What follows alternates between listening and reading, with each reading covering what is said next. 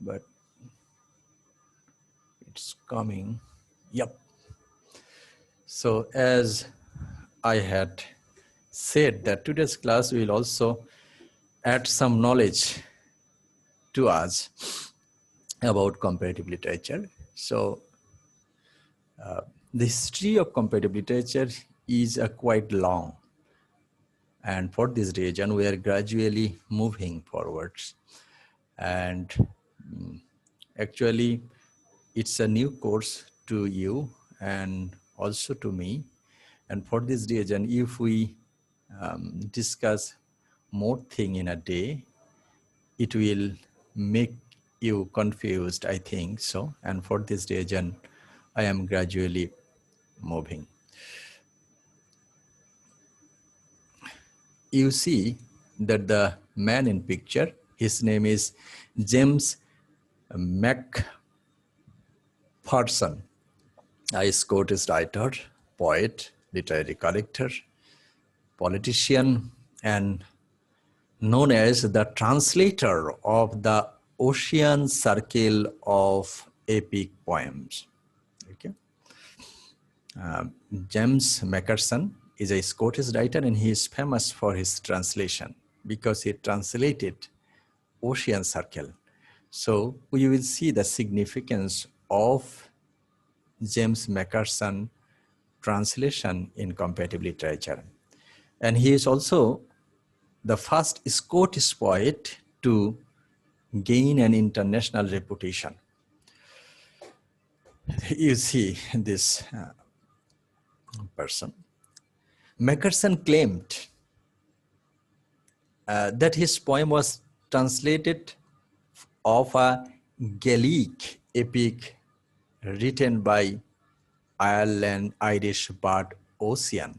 Okay, but you know, that is the poet laureate, যেটাকে আমরা বাংলায় বলি চারণ কবি। ম্যাকফারসন বিখ্যাত হয়েছিলেন তার ট্রান্সলেশনের মধ্য দিয়ে, এবং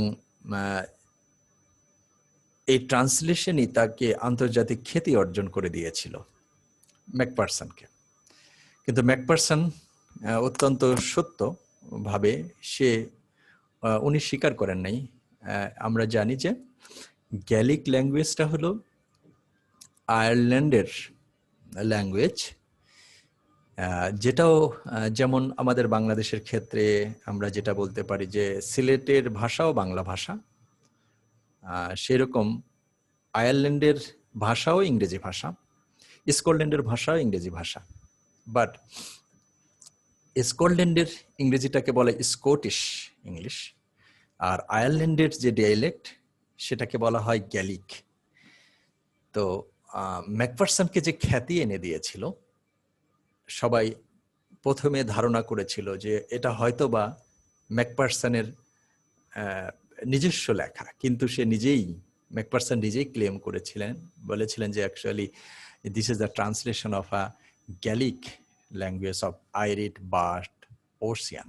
ওকে, so what impact did this translation played in the history of comparative literature? We will see today. So McPherson claimed that this is the merely translation, and the most part of his he had translated. That means McPherson was translated from Fingal, of an ancient epic poem translated by Jack McPherson. So Fingal is a poem written by Ossian in Gaelic language, and that poem was translated by McPherson in Scottish language, and McPherson became famous. McPherson also produced a collection of poetry collected in the Highlands of Scotland.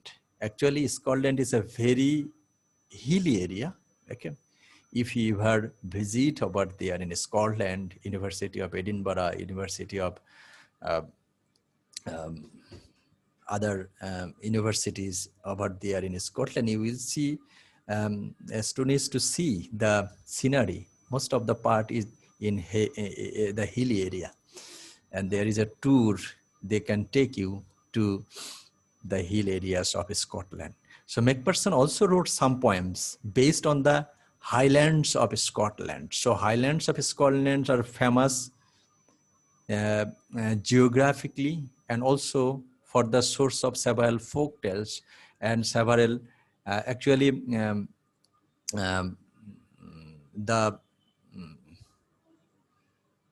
the series, Harry Potter series. Harry Potter series was captured, the movie was captured in Scotland. And if we visit the Scotland High area, actually the platform 9 quarters, 9 and 3/4 platform number you will see over there. So Highlands of Scotland has played Highland of Scotland plays important role in the history of Scotland. So Macpherson wrote several poems based on the Scotland of Highland, but this translation, that is the Ocean version, for the cause of the translation of Ocean version, the Macpherson became famous.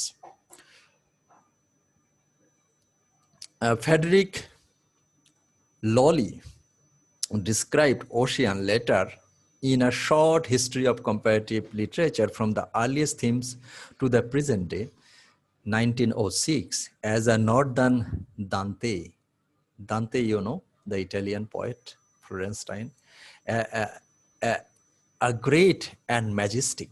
So Frederick next time described that the Ocean version, that means the translation, the Ocean poem, that was Dante inspired Italian literary tradition in a way, and in the same way, in a majestic, in a great way, Dante influenced literary tradition of Italy. In the same way, Ocean literary tradition influenced Irish literature, or the literature of Macpherson, influenced in a very majestic and a great way. That was also claimed by Frederick Lawley. Ocean subject matter combined romance, heroism, accounts of mythical lands, savage lyricism, probably derived from the folk version of oceanic poems. Okay, so the folk version, we know, folk version, লোকগাথা যেটা, লোকগাথা এবং সাহিত্য, লোকগাথা এবং সাহিত্যের মধ্যে প্রধান যেটা পার্থক্য, যে ফোক টেলস গুলো হচ্ছে ওরাল ট্রেডিশন, মানুষের মুখে মুখে প্রচলিত থাকে, এবং এই লেখাগুলোর কোনো সত্য বা মালিকানা পাওয়া যায় না। কে এই লেখাটা লিখেছে, এটা কি কোনো ব্যক্তি লিখেছে? আজ থেকে হয়তো 5000 বছর আগে কোনো এক ব্যক্তি এই ইন্ডিয়ান সাবকন্টিনেন্টে অথবা বাংলাদেশে এই গল্পটা বলেছিল, সেই গল্পটা বংশ পরম্পরায় এটা চলে এসছে।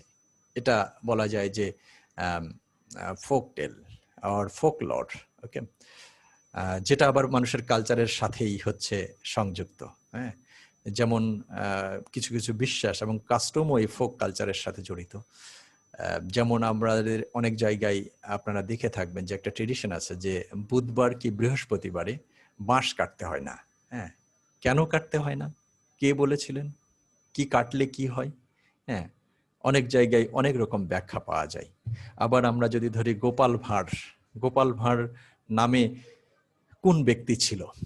আমরা একটা গবেষণা দেখেছিলাম, প্রেজেন্টেশন দেখেছিলাম যে গোপাল ভাঁড় আসলে একটা কাল্পনিক চরিত্র, যেটা সৃষ্টি করেছিলেন এই ইন্ডিয়ান সাবকন্টিনেন্টের একটা ওরাল ট্রেডিশন থেকে এসেছে। এবং সেই যেমন আমরা যদি যেমন দেখি ইসপস ফ্যাবল, ইসপস ফ্যাবলের ক্ষেত্রে কিন্তু ইসপস ফ্যাবল তার সত্য, সেগুলো ইসপ লিখেছিলেন, কিন্তু গোপাল ভাঁড়ের ক্ষেত্রে এরকম আসলেই আদৌ কোনো গোপাল ভাঁড়ের অস্তিত্ব ছিল কিনা, এটা নিয়ে প্রশ্ন থাকে। তো সেইটাকেই আমরা কি বলছি হচ্ছে oral Literary form and oral form of literature. So এইগুলোর ক্ষেত্রে ইউনানিমাস হয়, and anybody can claim about the writing of such kind of oral tradition. So Ocean was like that poem that was written in Irish culture based on the Irish lyricism, heroism, and the savage literary tradition of Irish in the Middle Ages or in the first half of 18th century.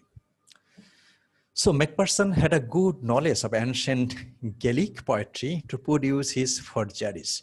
So it's one kind of forgery, isn't it? So if you translate something from some other's language, it's a one kind of forgery. Okay, and forgery is a one kind of Zaliyati. moral degradation of a leader, of a writer. But it is the matter that Macpherson claimed, and he said that I have written it from the Gaelic. উনি আসলে অস্বীকার করেননি যে আমি এটা নিজে লিখেছি। উনি বলেছেন যেটা আমি আইরিশ ট্রেডিশন ওশিয়ানের কবিতা থেকে ট্রান্সলেট করে আমি এটা লিখেছি, এবং সেটাই সেই ট্রান্সলেশনই তাকে ফেমাস করেছিলেন। তার আরো অনেক কবিতা ছিলেন, কিন্তু এই ফেমাস করেছিলেন। সো এখানেই গবেষকরা কম্পারেটিভ লিটারেচারের ক্ষেত্রে এই ম্যাকপারসনের যে ট্রান্সলেশনটা, যখন উনি ট্রান্সলেশনটা করলেন, এটার যে ইম্প্যাক্ট অন্য সাহিত্য সৃষ্টিতে, অন্য দেশের, অন্য সমাজের সাহিত্য সৃষ্টিতে এবং সাহিত্য আলোচনাতে যে ভূমিকা রেখেছিলেন, সেই ইম্প্যাক্টে আলোচনা করেছে স্কলার্সরা। So Macpherson work how it influenced on French literature, Italian literature, Polish literature, and Czech literary systems, and speculated the reason for the success of Ocean poems. Okay, and actually, then Macpherson, what was the root causes for Macpherson's success, and how such kind of success influenced French literature, Italian literature, Polish literature, and Czech literature. So the scholar investigated what might be the reason. So the one reason they have understood that Macpherson was included on the curriculum of English department in many parts of the world, ranking equally with Byron as the fundamental author of late 18th and early 19th century.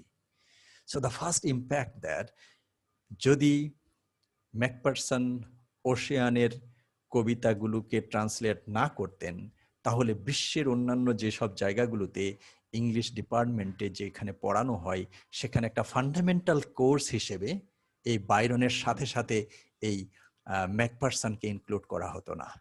এত একটা impact তৈরি করেছিল এই ম্যাকপারসন translation, দো it is forgery. Macpherson appears barely as a footnote to the vast majority of the student of English literature in English-speaking country. তাহলে scenario কি, যেখানে 18th century, late 18 এবং early 18th century লিটারেচারের ক্ষেত্রে বাইরনের সাথে সাথে এই ওসিয়ানকে পড়া হচ্ছে, ম্যাকপারসনের ট্রান্সলেশন সব জায়গায়, ফ্রেঞ্চে পড়া হচ্ছে, ইটালিতে পড়া হচ্ছে, পোল্যান্ডে পড়া হচ্ছে, চেকে পড়া হচ্ছে, সেখানে পড়া হচ্ছে। কিন্তু যদি আমরা ইংল্যান্ডের ক্ষেত্রে দেখি, ইংলিশ লিটারেচারের ক্ষেত্রে দেখি, ইংলিশ লিটারেচারের ক্ষেত্রে Macpherson has come only the footnote, not elaborately, okay, and he is totally unknown to the English land, that means the England. One reason Macpherson is received by French, Poland, Italy, and Czech, but he is not equally received in England. What is the reason? In one hand, impact of Macpherson is great in different literary scene and political reality of his age cannot be denied on the other. And for this reason, Macpherson, as I have said it earlier, Macpherson work had a great influence. We can't disregard the political reality of England or UK at the time, or overall Europe. Okay, and as I have said that Ireland, Scotland, England, and Wales, they are the part of UK, but Irish literature was translated by a Scottish writer, Macpherson. That literature was received by France, Italy, Czech, but that literature is not received by the majority English-speaking majority university or department in England. That means Macpherson is denied in England, but received in France, Italy, and Czech. Dr. Johnson accused Macpherson of forgery from the very beginning. Dr. John, and what is the reason? কেন ইংল্যান্ডে তাকে গ্রহণ করা হলো না? Doctor জনসনের কারণ বলছে যে প্রথম থেকে উনি বলে আসছেন যে এটা হলো ফরজারি, একজন আসলে এটা ম্যাকপারসনের নিচের লেখা না, কিন্তু ম্যাকপারসন নিজে কিন্তু স্বীকার করেছেন যে এটা উনি ট্রান্সলেট করেছেন হচ্ছে গ্যালিক পোয়েট্রি থেকে, আইরিশ পোয়েট্রি থেকে। But it is not the fact of the forgery that Macpherson is not taught in Britain. এই ফরজারির কারণেই ম্যাকপারসনকে যে ব্রিটেনে পড়ানো হয় না, it is not the reason that it is a work of forgery. And this, as his forgery didn't have any impact on Italy and Poland.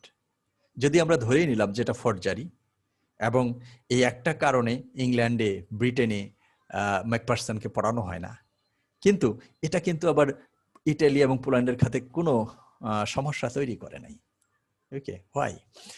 Rather, Macpherson's success or failure was dependent on the text role in the haughty European debate of national culture and national identity. Okay, so national culture and national identity, আসলে এটা ফরজারির কারণ না, এটা আসলে national আইডেন্টিটির crisis এবং এটা আসলে national কালচারের ক্রাইসিস। কেন ক্রাইসিস? আমরা যেটা বললাম যে ওয়েলস, আয়ারল্যান্ড, ইংল্যান্ড এবং স্কটল্যান্ড, এই চারটা দেশ মিলে হচ্ছে ইউকে, ইউনাইটেড কিংডম। সেক্ষেত্রে ইংল্যান্ডের যেমন একটা কালচারাল আইডেন্টিটি আছে, আইরিশের একটা কালচারাল আইডেন্টিটি আছে, স্কটল্যান্ডের একটা কালচারাল আইডেন্টিটি আছে। ওকে, এই জন্য এটা পড়ানো হচ্ছে না। কেন? আমরা একটু ইলাবোরেটলি ব্যাখ্যা করি, সেটা যদি আমরা দেখি।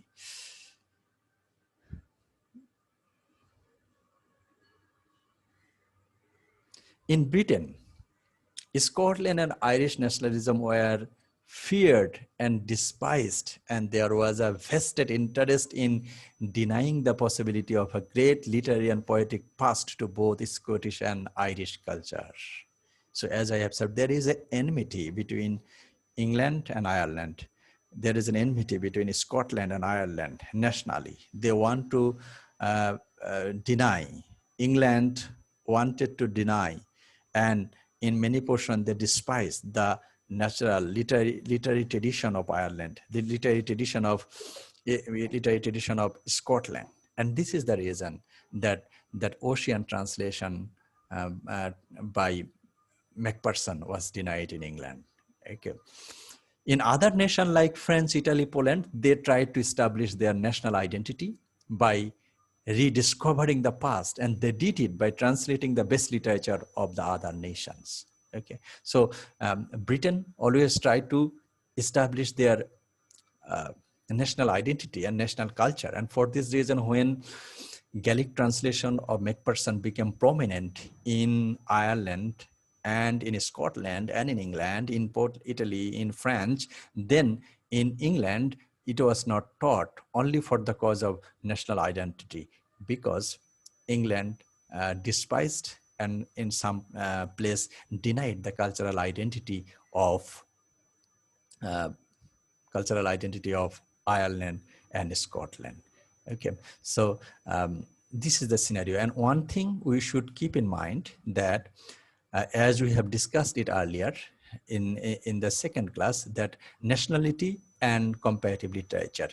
So when the people of European countries was trying to get involved in the nation state, 1800 শতকের শেষের দিকে যখন আমেরিকা স্বাধীনতা ঘোষণা করলো, সেই সময় ইউরোপের মধ্যে প্রত্যেকটি জাতি তার নিজস্ব সত্তা লাভের জন্য they had been trying, or they had been struggling to get their own national identity, and for this reason as a reaction they tried to go to their roots of their culture, the past heritage. Okay, and such a juncture, comparative literature came in a form of literary genre or a literary discipline or a literary department in Europe. So we can say that comparative literature came into existence as a form of national, as a form of enhancing national identity, as a attitude of enhancing cultural identity of every nation. And that we see here, that Macpherson translation that was influenced French literature, Italian literature, but it was not taught in England, because we think that the national identity or the cultural identity of Ireland, Scotland, and England are different. So in the origin of English literature, we see that Ocean translations by Macpherson had a great role, but simultaneously we can see that it is not taught in England for the cause of the crisis or the attitude of national identity. After that, we have got another perspectives, that is the imperial perspectives. And this situation, the picture changed radically. What is the situation? That the situation of accepting of receiving a literature. We turn to consider the way in which the Europe was projecting itself on the rest of the world. The American Revolution in 1776.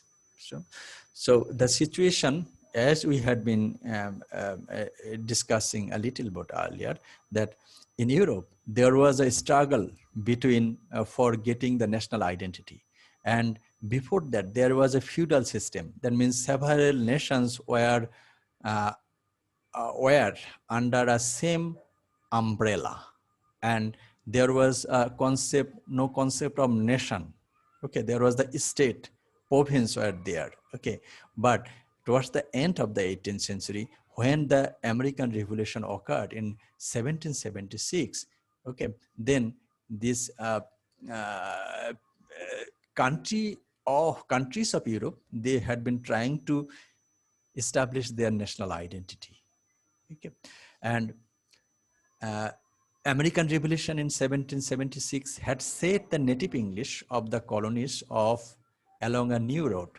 And in the early 19th century, the revolution in the Latin America were to follow a similar process of rupture with Spain. আমেরিকাকে শাসন করছিল হচ্ছে Britain, কিন্তু Latin আমেরিকার যে কান্ট্রিগুলো যেমন Brazil, এসব দেশগুলোকে শাসন করছিল হচ্ছে স্পেন। এজন্য আপনি ব্রাজিলের প্রাইমারি ল্যাঙ্গুয়েজ দেখবেন হচ্ছে স্প্যানিশ, ব্রাজিলিয়ান না। ওকে, এই জন্য যখন 1776 সালে আমেরিকা স্বাধীনতা লাভ করলো, তারপরে পরে আবার ল্যাটিন আমেরিকার যে কান্ট্রিগুলো, ব্রাজিল, পেরু, আর্জেন্টিনা, ওসব যে দেশগুলো ছিল, তারাও স্বাধীনতা লাভ করলো। তখন কি হলো, ইংরেজির পজিশন তারা কি হবে, ইংলিশকে তাহলে কি হবে? The vexed question as to whether an author like Anne Bradstreet could be considered American, because she lived and wrote in New England for the most of her life. And English এই একজন হলো লেখিকা, যার নাম আমরা তাকে দেখে নেই একটু, তাহলে আমরা বুঝতে পারবো। This fear looking lady is an Bradstreet. Okay, the most prominent of early English poet of North American and the first writer in England's North American colonies to be published. Okay, so he is the prominent writer of America, okay, North America, and she is the first Puritan figure in American literature and notable for her large corpus of poetry as well as personal writing published posthumously. Anne Bradstreet একজন ইংরেজি কবি, তার জন্ম হচ্ছে ইংরেজিতে, ইংল্যান্ডে, কিন্তু পরবর্তীতে নর্থ আমেরিকাতে সে বড় হয়েছে এবং সেখানেই আমরা হ্যাঁ, she lived and road, say north আমেরিকাতে বসবাস করেছে এবং শুধু তাই নয়, সেখানেই সে ফেমাস হয়েছে। এবং নর্থ আমেরিকাতে আমরা যেটা জিনিস জানি যে নর্থ আমেরিকার অধিকাংশই হচ্ছে পিউরিটান, ওকে, যেটাকে আমরা বলি যে নিউ ইংল্যান্ড। আমরা এই হিস্টোরিটাও হয়তো অনেকে আপনারা জেনে থাকবেন যে সেই সময় ব্লাডি মেরি, যে পিউরিটানদের হচ্ছে ইংল্যান্ড থেকে যে তাড়িয়ে দেওয়া হয়, বিশেষ করে এলিজাবেথের বড় বোন ম্যারি যখন হচ্ছে ক্ষমতায় এসেছিল, যে প্রচুর মানুষকে হচ্ছে ইংল্যান্ড থেকে তাড়িয়ে দেওয়া হয়েছিল।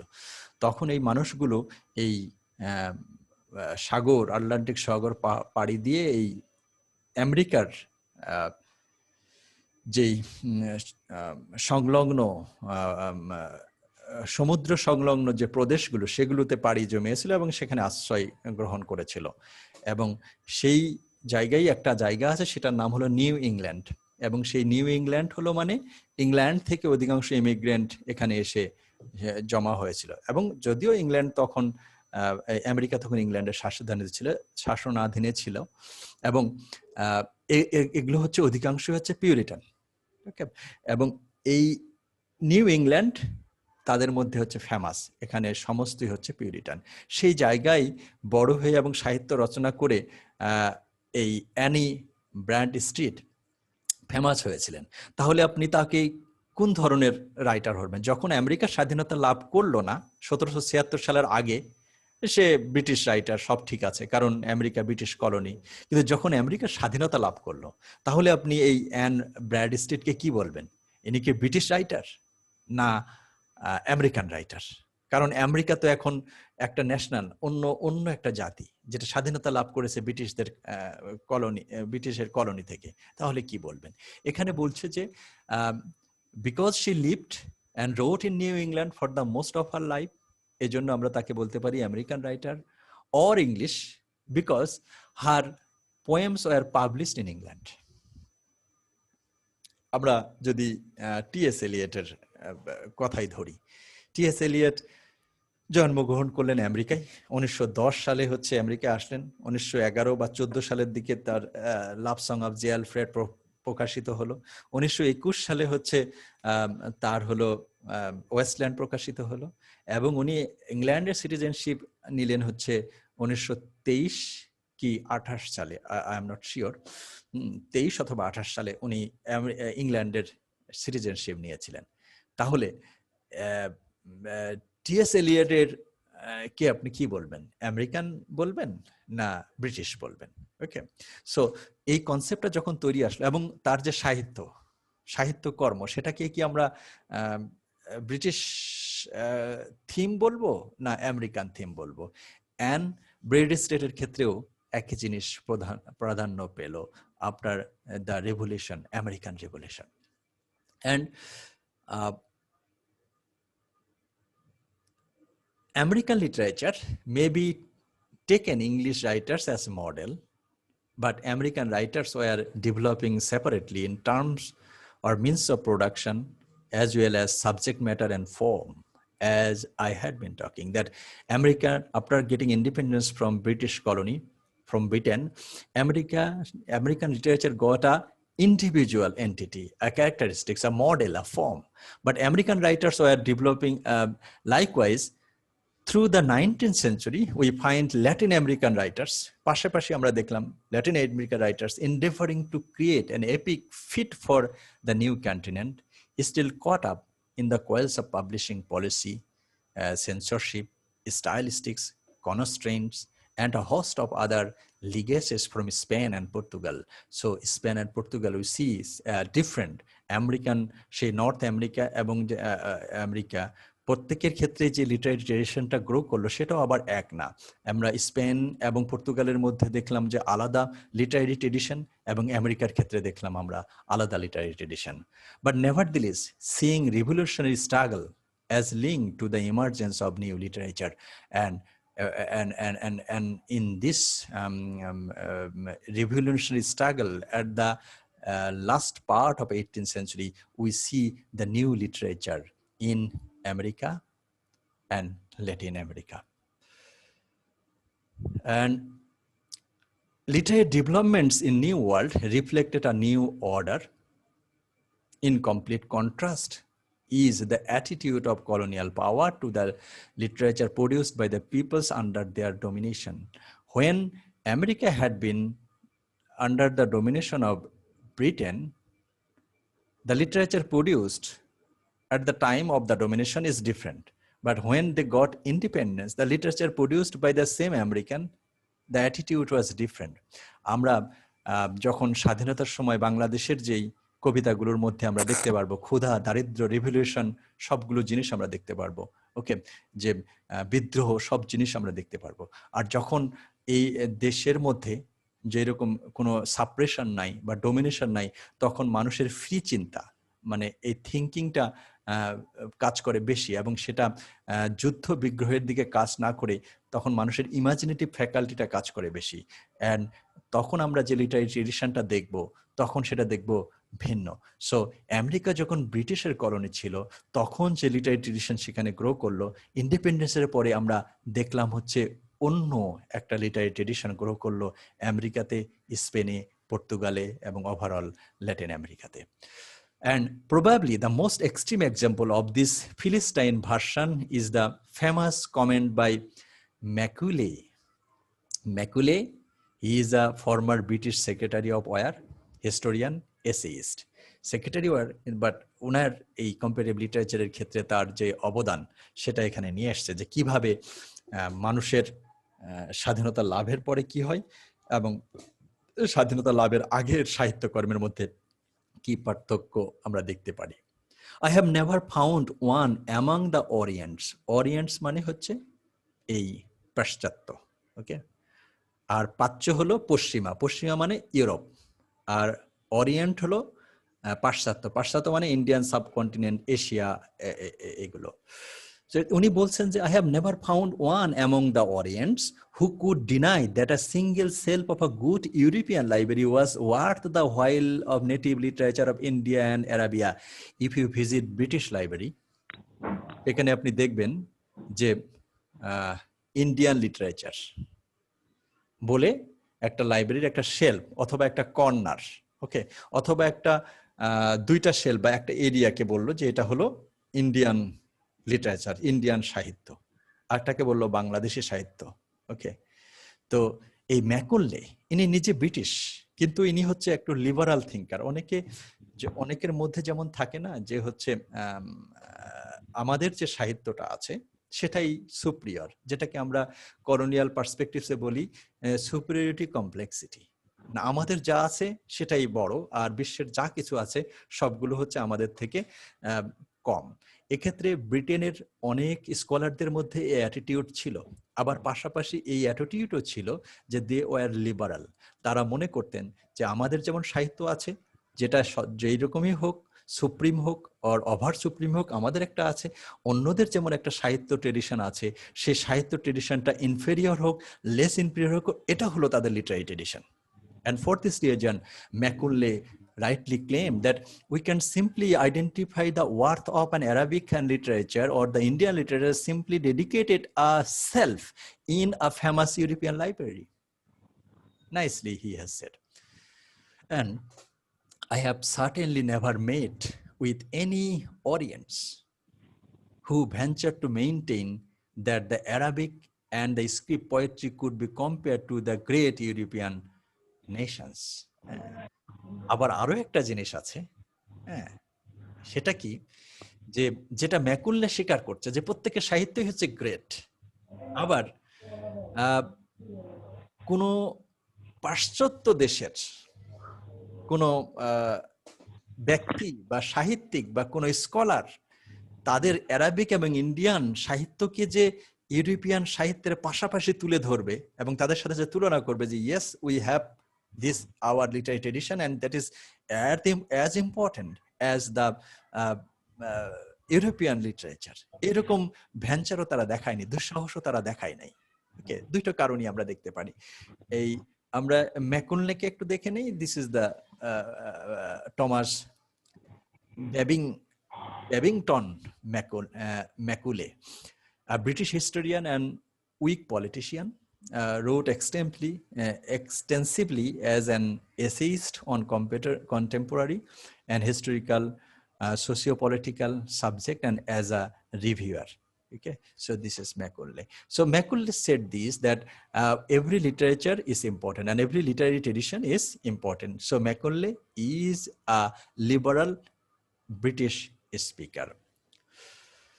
So the Lord Macaulay's attack on the cultural heritage of the Middle East and the Indian subcontinent strike us today, both as a racist and absurd. তাহলে ম্যাকুল্লে একদিকে আমাদের সাহিত্যকে প্রশংসা করেছে, এবং কিভাবে প্রশংসা করেছে, যে বলছে যে ইন্ডিয়ান এবং অ্যারাবিক সাহিত্যকে আমরা simply European, French, Italy, England এসব জায়গার একটা লাইব্রেরির একটা সেলফের মধ্যে কিছু বই তাদের এনে রেখে দিয়ে বললাম যে এগুলো হচ্ছে ইন্ডিয়ান সাহিত্য, এইগুলো হচ্ছে অ্যারাবিক সাহিত্য, ফার্সিয়ান সাহিত্য, এটা না। আবার পাশাপাশি বলছে যে আমরাও আসলে সেই জিনিসটাকে হচ্ছে এই পাশ্চাত্যের মানুষরাও আমাদের এই সাহিত্যকে এইভাবে তুলনা করতে পারছি না। সো দুটো জিনিসই উনি বলছেন, এবং এটাই হচ্ছে আমাদেরকে ভাবিয়ে তোলে, এবং ভাবিয়ে তুলে যখন আমরা কথা বলছি আমাদের সাহিত্য নিয়ে, যে yes we have our tradition, okay, our literature, African literature, Asian literature, Indian literature, Persian literature, then we have been claimed that we are racist, and that is absurd. Okay, and yet the underlying assumption of Macaulay's position were widely shared. And then another person came forward whose name is these. আপনার নাম শুনেছেন না? Fitzgerald. Yes, sir. Yes, sir. And Fitzgerald is famous, an English poet and writer. And his most famous is the first and the best known English translation of the Rubayat-e Omar Khayyam, okay, who has kept its reputation and popularity since the 1860 decades. So Rubayat-e Omar Khayyam হচ্ছে Persian poet, এবং সেটাকেই ফার্সি ভাষা থেকে translate করেন এই ভদ্রলোক Edward ফিটজারেল্ড। ফিটজারেল্ডের দুটো স্পেলিংয়ে ওকে, যে কোনো একটা আপনারা পিক করতে পারেন। সো এই ফিটজারেল্ড তখন কি বললেন এই পরিস্থিতিতে এসে? Fitzgerald, whose translation of the Rubayat-e Omar Khayyam became one of the great classics poems of the 19th century, also had a low opinion of Oriental literature. Fitzgerald, this gentleman, he translated Rubayat-e Omar Khayyam, and that had a great place in the classic reading of Europe in the last half of the 18th century. But Fitzgerald had a very low opinion of the Oriental literature. That means literature in Iran, Farsi, it's Iran ke bola hai Farsi, Persian, and also the Indian. He said in a he wrote to his friend Cole on March 20, 1857, "It is an amusement to me to take what liberties I like with these Persian, who, as I think, are not poets enough." Okay? বলছে যে এই যে ফার্সি দেশের যে কবিগুলো, এদের সাথে I like with this Persian who are not poets enough to frighten one from such excursion, and who really do want a little art to save them. Okay, so এই ফিটজারেল্ড যেটা বললেন রুবায়েতে ওমর খাইয়াম ট্রান্সলেশন করেছি, আসলে এই ফার্সিয়ান যে কবিরা তারা তাদের যে লিটারেচার ট্রেডিশনটাকে উনি খুব বেশি প্রশংসা করলেন না, যেটা আমরা তার লেখার মধ্যে আমরা দেখতে পারি। Belief in the superiority of their own culture. কেন? যেটা আমরা বলেছিলাম যে কলোনিয়াল পার্সপেক্টিভস এর মধ্যে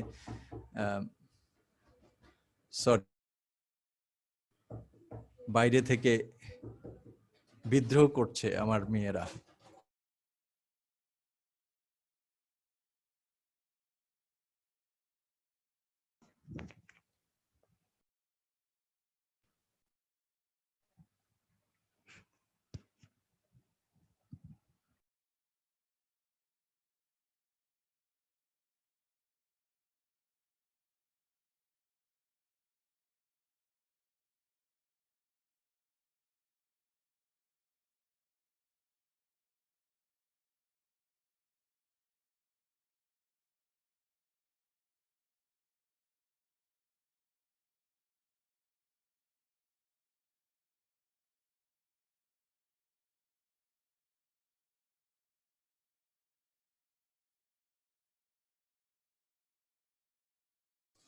Sorry for the interruption.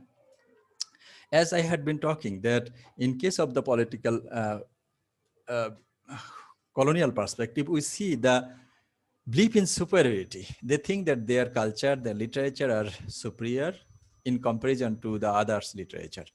So belief in the superiority of their own culture was a part of the politics of imperialism. And the rhetoric which discussed African or Asian peoples as primitive, childish, also dismissed their art forms in various ways. Okay.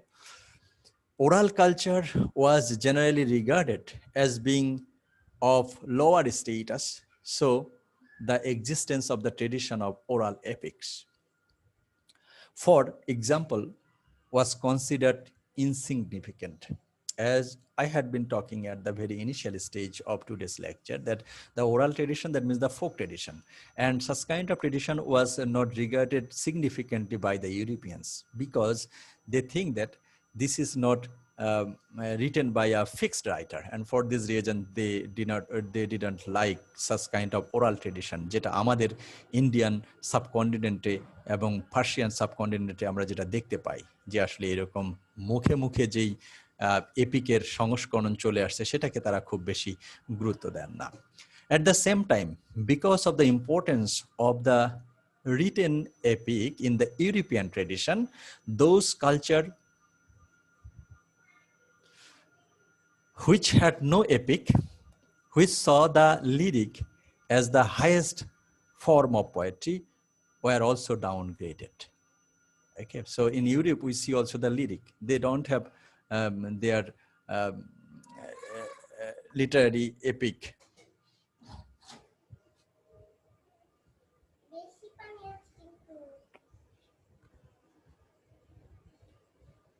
Okay, go.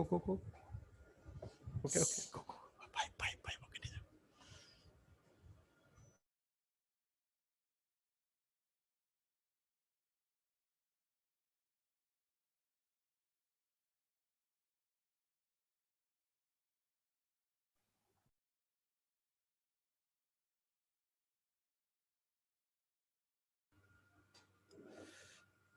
So the Europe has their literary epic tradition that was not also good, and the Homer and the Greeks, the plays of Shakespeare, the poetry of Spenser and Milton, these were the texts against which other works were measured and found wanting.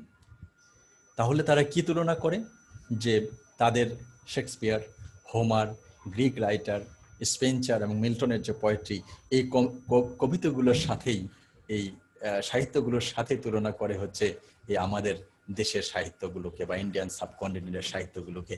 এবং যখন তারা তুলনা করে তখন দেখে যে না, আসলে আমাদের সাহিত্যের মতো এদের এই সাহিত্যগুলো না। Sorry.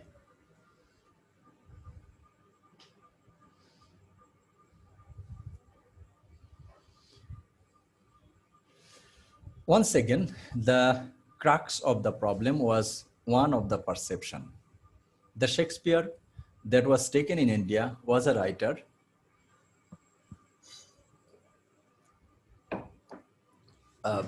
who was depicted as being the embodiment of English virtue and virtuosity.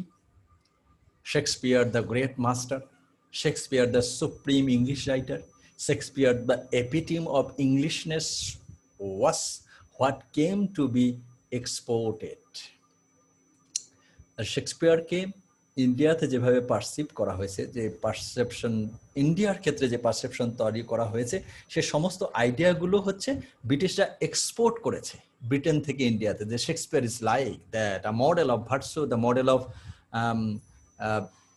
virtuosity and embodiment of Englishness, like that.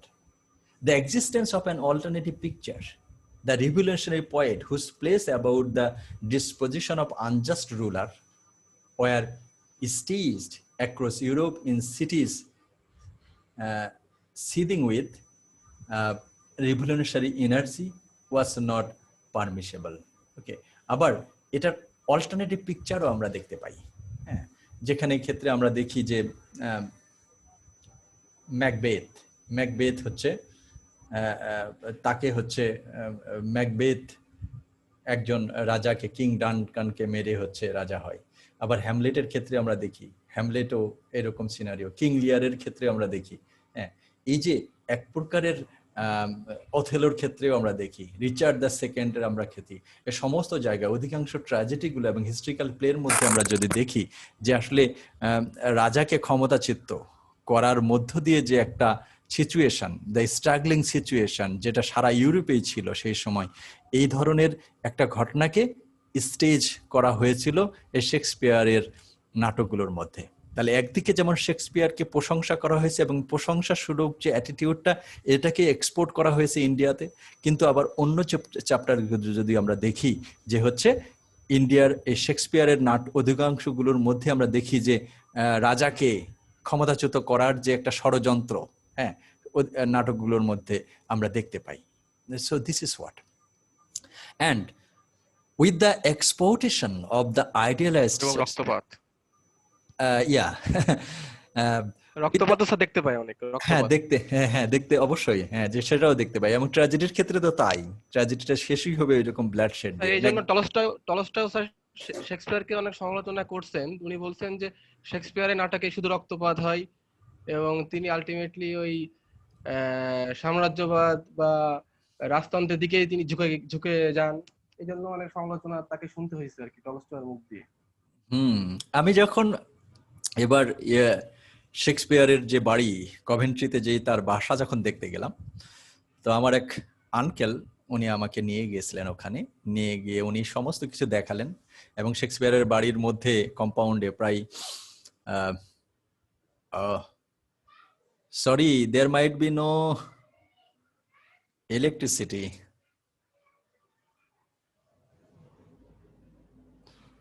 We have to wait 10 minutes, okay?